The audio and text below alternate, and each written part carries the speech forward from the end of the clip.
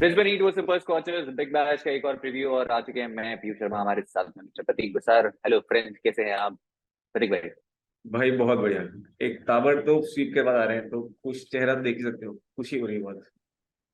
और क्योंकि ये शॉर्ट प्रीव्यू रखना है हमें और बहुत ज्यादा आपका टाइम वेस्ट करेंगे नहीं, क्योंकि आप ही का फीडबैक है कि सारे प्लेयर्स के स्टार्ट दो और थोड़ा जल्दी दो, तो हम वही करने की कोशिश करेंगे।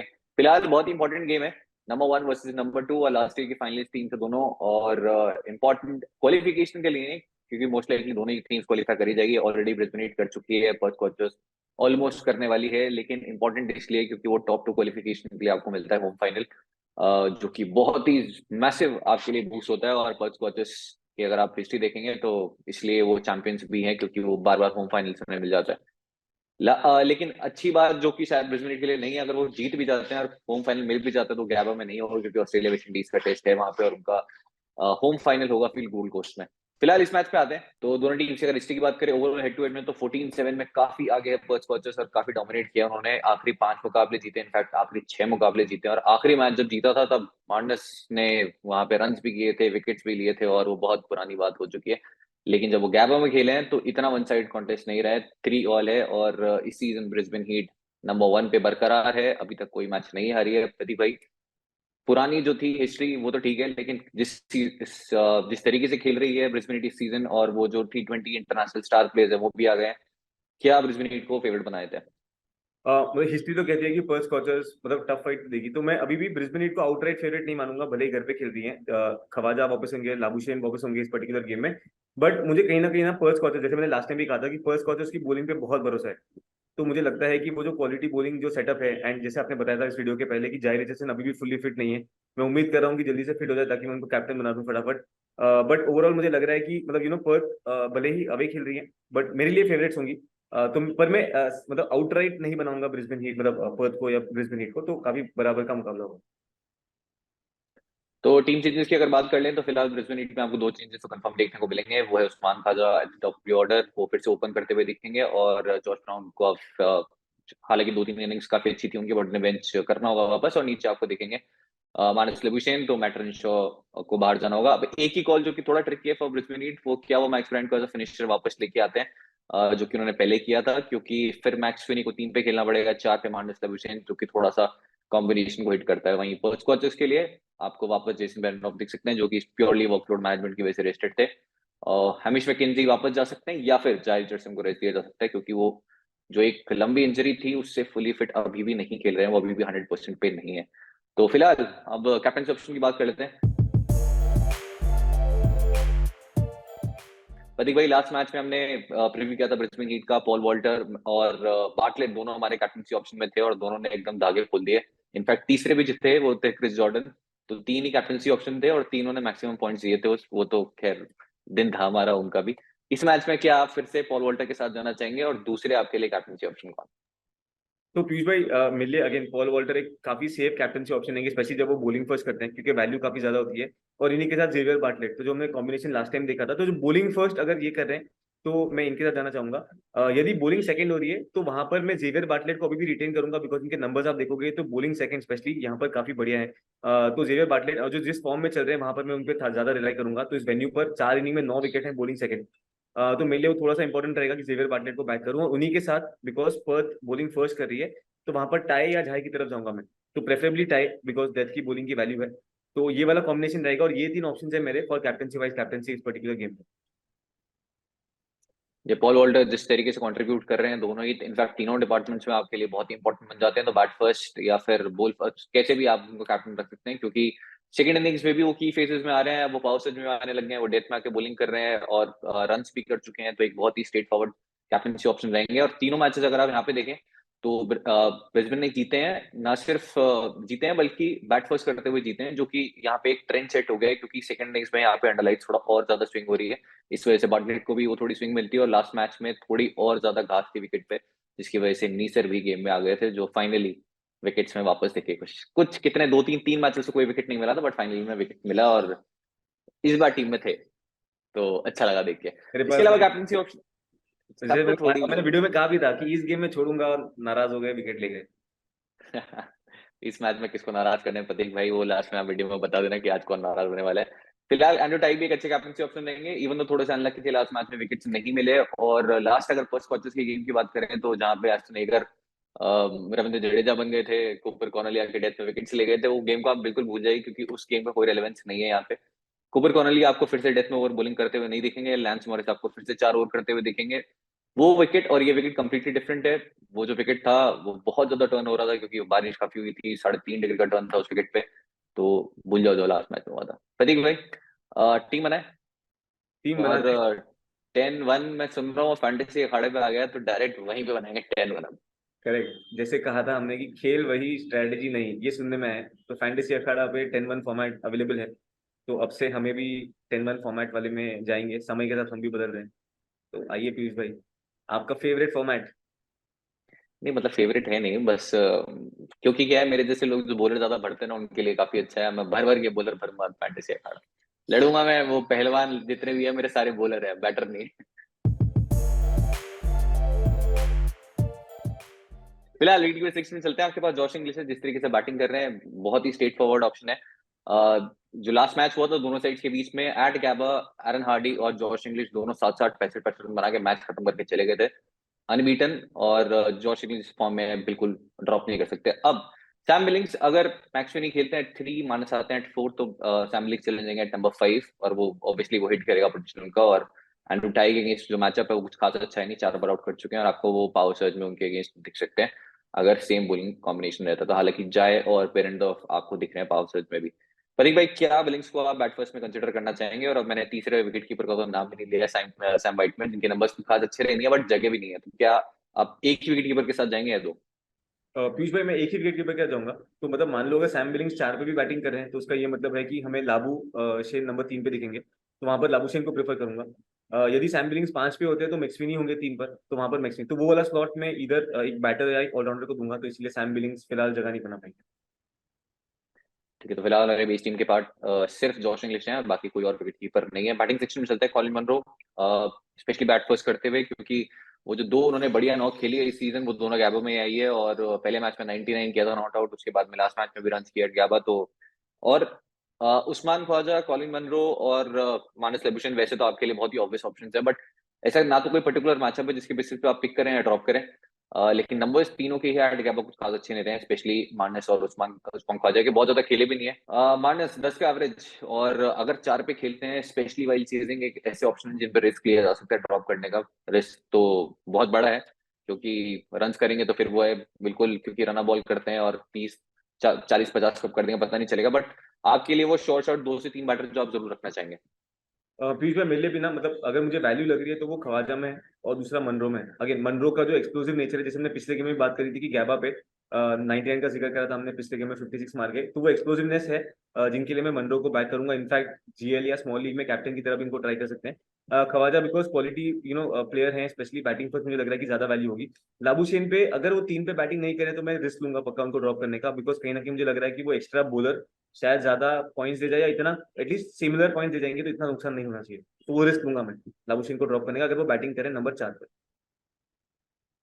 अब एक और बैटर है जैक क्रॉली, जो कि हो सकता है शायद आखिरी मैच हो उनका जब से वो इंग्लैंड के साथ जुड़े हों उससे पहले। और वो बहुत इंटरेस्टिंग बैटर रहा है, जो कि लास्ट 2-3 मैचेस में डिस्कस भी किया मैंने और उसके बेसिस पे ड्रॉप भी किया है। वो है बैटिंग फर्स्ट बैटिंग सेकंड करने का उनका पैटर्न।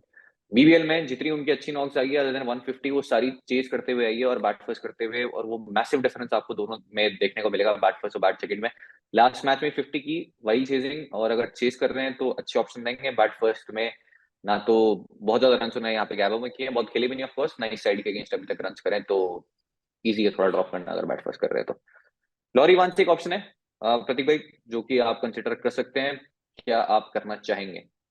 पीयूष भाई, अगर 7-4 फॉर्मेट वाली टीम अगर कोई बना रहा है अभी, तो वहां पर मुझे लगता है कि लॉरी इवेंस एक अगेन एक अच्छे खासे ऑप्शन बन सकते हैं इस पर्टिकुलर गेम के लिए, बिकॉज और वैसे भी अगेन वो सिनेरियो होगा जहां पर कहीं ना कहीं बैटिंग इनकी स्ट्रगल कर रही है और लॉरी इवेंस के पास इनफ टाइम होगा टू स्कोर रन। उस फॉर्मेट में कंसिडर करूंगा, बट यहाँ पर नहीं। जीएल में अगर आप टीम बना रहे हो और अगर आप ब्रिस्बेन के बॉलर्स का जा रहे हो एज कैप्टन वाइस कैप्टन, तो वहां पर भी लॉरी इवेंस को पक्का रख लेना, बिकॉज उस सिनेरियो में आप एक्सपेक्ट कर रहे हो कि वो ऊपर विकेट ले लेंगे। ठीक है, और ऑन सिक्स में चलते हैं। मिशेल मार्श वैसे अवेलेबल हो सकते थे बट अलाउ किया नहीं क्रिकेट ऑस्ट्रेलिया ने, तो उसमें पर्थ का ही लॉस है। फिलहाल आरन हार्डी आपको जरूर खेलते हुए देखेंगे। आरएनआरडी की बॉलिंग वैल्यू बढ़ जाती है अगर सेम कॉम्बिनेशन के साथ रहते हैं और जेसन बेनडॉफ नहीं आते तो फिर पावर प्ले में आपको बॉलिंग करते हुए दिख जाएंगे, और अगर जेसन बेनडॉफ आ जाते हैं तो फिर आरएनआरडी की बॉलिंग वैल्यू बिल्कुल खत्म हो जाती है, नीचे चले जाती है। इसके अलावा आपके पास में पॉल वॉल्टर है जो कि बहुत ऑब्वियस ऑप्शन है। अब आपके पास कॉनली है जो मेरी टीम में डेफिनेटली नहीं देखेंगे, क्योंकि जो इम्पैक्ट लास्ट मैच में उन्होंने दिया वो तो यहाँ पे बिल्कुल आप एक्सपेक्ट नहीं करते हैं, और ना ही उनको उतने ओवर्स मिलने वाले हैं और ना ही डेथ में मिलने वाले हैं। इसके अलावा मैक्सवेनी आपके पास ऑप्शन है जो कि बैट फर्स्ट करते हुए 250 मार चुके हैं, बट इस लाइनअप में फिट करना बहुत मुश्किल है, मेरी टीम में नहीं दिखेंगे। माइकल नीसर लास्ट मैच में विकेट पे थोड़ा घास था, और अगर ऐसा ही विकेट रहता है तो फिर आपके लिए काफी इंपॉर्टेंट बन जाते हैं, स्पेशली अंडर लाइट्स। प्रतीक भाई, बहुत ही डिबेटेबल है और बहुत ही मुश्किल है वो डिसीजन। लास्ट मैच में बात की थी नीसर की, इस मैच में क्या आप पिक करना चाहेंगे? सामने जैक क्रॉली है, सैम व्हाइटमैन है जो कि हॉट एंड कोल्ड रहे हैं। यहाँ पर मुझे अगेन मतलब जैसे मैंने लास्ट टाइम भी कहा था एंड मैं उसके साथ स्टिक करूंगा। माइकल नेसर मुझे लग रहा है कि कहीं ना कहीं जो मतलब अगर कोई बॉलर है जो 4 ओवर दे सकता है तो मैं वहां पर ज्यादा रिस्क लेने की कोशिश करूंगा। पिछले गेम में चोट मिली नेसर वाली, बट यहाँ पर भी परसिस्ट करूंगा, हर गेम में चेंज करूंगा। ऐसे तो आपने भी देखा है, हम सभी ने सीखा है कि इस तरीके से बहुत फ्रैंटिकली चेंज नहीं कर सकता अपना डिसीजन। तो नेसर को अभी भी ड्रॉप करूंगा। मैक्सवीनी अगर 3 पे बैटिंग कर रहे हैं तो मेरे लिए एक इंटरेस्टिंग ऑप्शन हो सकते हैं, बट नेसर अभी भी नहीं इंक्लूड कर पाऊंगा। ठीक है, बॉलिंग सेक्शन में चलते हैं जहां पे फिलहाल जेसन बेरनडॉफ हम एक्सपेक्ट कर रहे हैं कि वापस आ जाएंगे। जेसन बेरनडॉफ, जारी चर्चसन, एंड्रू टाइस, स्वेप्सन एक अच्छे डिफरेंशियल हो सकते हैं, कंसिडरिंग फर्स्ट स्कॉचर्स को जिस तरीके से चोक किया था एडिलेड ने 2 लेग स्पिनर्स खिला के, और वो फिर पर्थ की जो स्ट्रेंथ है वो भी ज्यादा पेस खेलना है, क्योंकि सारे क्वालिटी पेसर्स वो ऑलरेडी इनके स्क्वाड में बेस्ट पेसर्स हैं इनफैक्ट। लेकिन स्पिन अभी भी उतना अच्छा वो नहीं खेले, अदर देन इंग्लिश जिन्होंने जैम्पा को बहुत दूर दूर मारा था। फिलहाल काफी स्टूपिड लगेगा देखने में कि हमने जेसन मैरिनोफ को भी पिक किया है, इसके अलावा दोनों ओपनर्स को भी पिक किया है, क्योंकि तीनों को साथ में पिक करने का एक्चुअली कोई पॉइंट बनता नहीं है।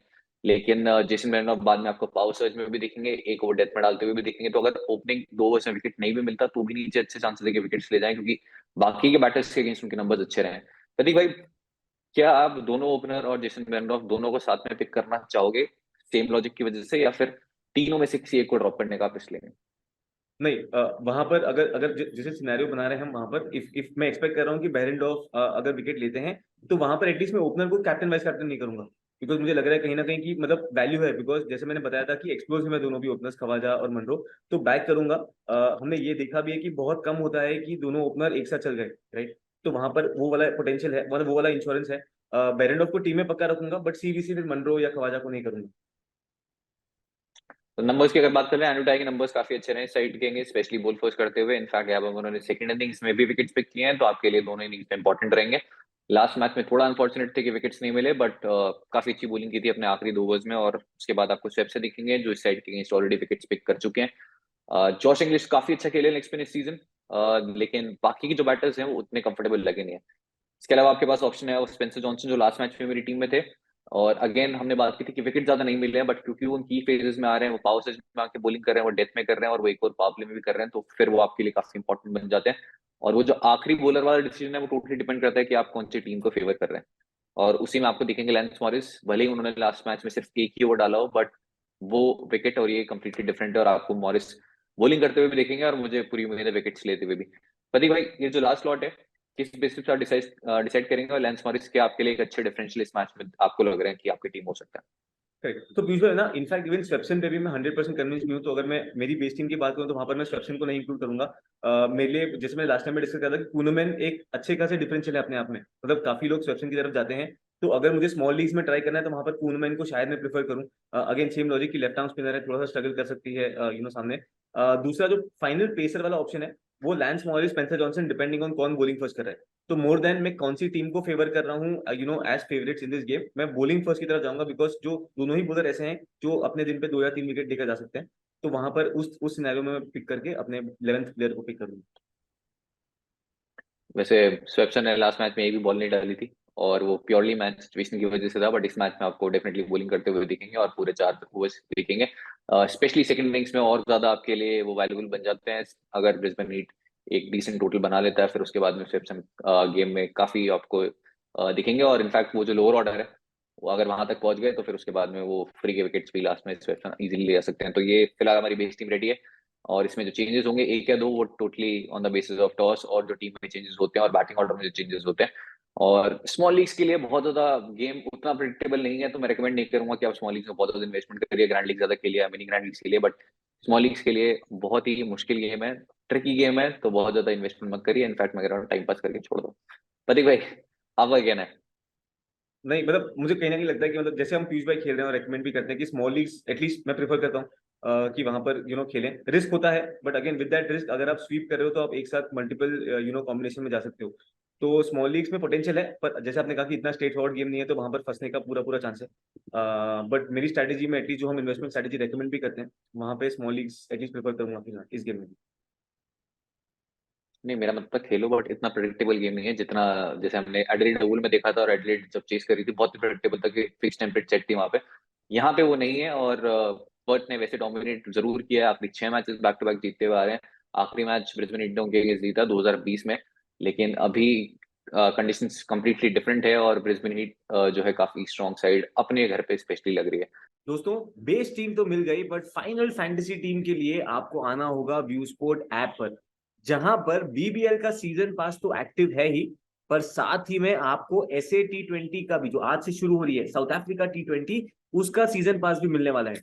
तो देर किस बात की, फटाफट डाउनलोड कर लो व्यू स्पोर्ट ऐप पर और आपको वहां पर मंथली प्लान चाहिए तो मंथली प्लान ले लो, बीबीएल का सीजन पास चाहिए तो वो ले लो, या साउथ अफ्रीका टी20 का सीजन पास चाहिए मात्र 249 में मिल रही है साउथ अफ्रीका टी20 की सीजन पास। 34 गेम है, आप चाहे तो वो भी ले सकते हो। अगर आपको चाहिए दोस्तों फाइनल जो टॉस बेस्ड इनसाइट्स होती हैं, पिच रिपोर्ट होती है, तो उसके लिए व्यू स्पोर्ट का टेलीग्राम चैनल ज्वाइन करना मत भूलिएगा। और पीयूष भाई का टेलीग्राम चैनल का लिंक भी डिस्क्रिप्शन में ही है, वहां पर भी आपको फाइनल टीम मिल जाएगी जो पीयूष भाई की खुद की होती है। तो देर किस बात की, फटाफट ज्वाइन कर लो व्यू स्पोर्ट का टेलीग्राम चैनल, पीयूष भाई का टेलीग्राम चैनल, और डाउनलोड कर लो व्यू स्पोर्ट ऐप। तो इसी के साथ हमारा प्रीव्यू हो जाता है समाप्त। अगर आपको मजा आया हो तो ठीक है, नहीं आया हो तो बता दो, फिर हम अगले में और काम करेंगे, फिर उसके बाद फिर से आएंगे। तब तक आते रहेंगे जाते रहेंगे। आज के लिए इतना ही। प्रतीक भाई, थैंक यू सो मच। मिलते हैं next video. Thank you Piyush भाई, सी यू।